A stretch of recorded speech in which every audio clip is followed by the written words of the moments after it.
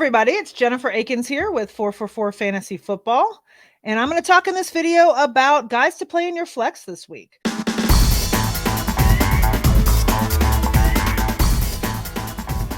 of these players you may need as an RB1, or I'm sorry, an RB2, an RB3, a wide receiver 3, something like that, depending on your league format, depending on how many positional players you start each week. But for the most part, these guys are good players to put in your flex this week in week 5. And most of the people I'm going to be talking about, I'm talking about a 10 to 12 team league. Some of these guys are probably really good options in flex leagues, of course, if you have 16, 18, 14, whatever, something like that. But for the majority, I will be talking half PPR and I will be talking a 10 to 12 league format. Before I start, though, make sure that you subscribe to the 444 YouTube channel, and please like this video if you like the content that I deliver today. All right, let's get into it. First guy that I feel is flex worthy is Damien Harris, running back for the Patriots. They are playing at home this week against the Lions. Damien Harris is quietly putting up solid numbers over the last 3 weeks. He's averaging 14.1 half PPR points per game. Right now, the Lions sit 31st in running back adjusted fantasy points allowed. They were just absolutely torched by Rashad Penny. He put up 151 yards and 2 touchdowns last week. The Lions are averaging 31.8 adjusted fantasy points allowed to enemy backs. Fire up Harris this week in the flex. You can actually fire up Ramondre Stevenson as well. I was going to include them both, but if you have him, he's a good play this week as well against this Lions D. Second guy on the flex-worthy list is another running back, A.J. Dillon of the Packers against the Giants in London this week.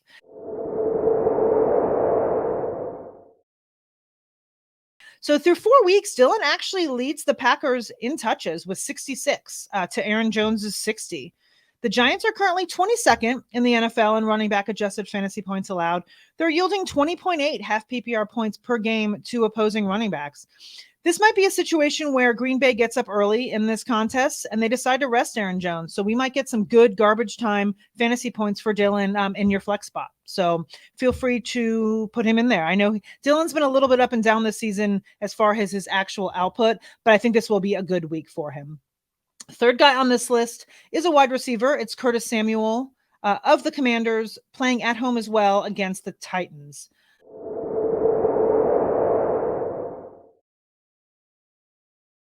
Curtis Samuel does have some kind of illness, but is reportedly not COVID related, and he should be able to play in week 5 versus Tennessee.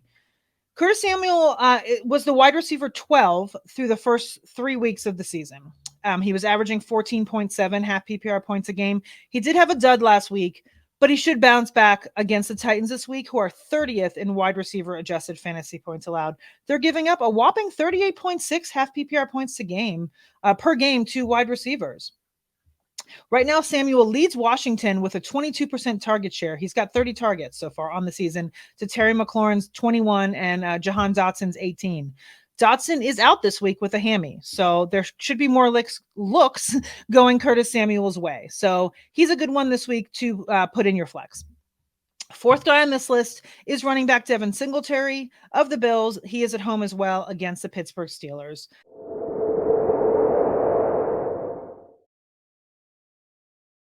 Singletary has emerged as the primary back over the last 2 weeks. He's seeing over 30% of the backfield touches. He has 21 targets on the season. The next running back, Zach Moss, only has 8. The Steelers are kind of a sieve right now to the running back position as far as half PPR points go. They allowed Mixon 18 points in week 1. They allowed the combination of Damien Harris and Ramondre Stevenson 21.3 half PPR points in week 2.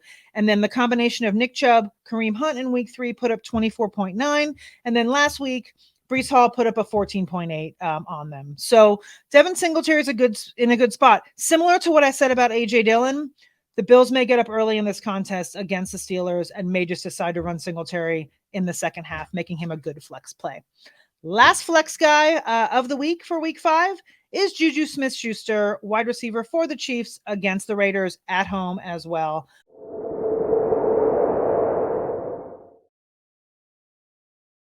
Before you roll your eyes too far in your head, I understand that JuJu Smith-Schuster has been underwhelming to say the least so far. However, he is the number 1 wide receiver option on arguably the best offense in the league. Smith-Schuster is averaging 8 targets. He's had 8 targets in 3 of the last 4 contests, and he seems to be the short yardage guy for Patrick Mahomes. The Raiders are 23rd in wide receiver adjusted fantasy points allowed, and they just let the struggling Denver Bronco receivers slash them for double-digit fantasy points. Both Courtland Sutton and Jerry Jeudy put up double-digit fantasy points against this defense after struggling the entire season so far. So I think JuJu is one of those guys that I know he's frustrating because a lot of you drafted him to be your probably wide receiver 2 or 3, and he's kind of relegated now to flex or nothing. But I think this week he is a good flex play. That is it for all the flex guys for week 5. Once again, please go ahead and subscribe to the 4for4 YouTube channel if you have not. Like this video if you enjoyed what you saw and heard.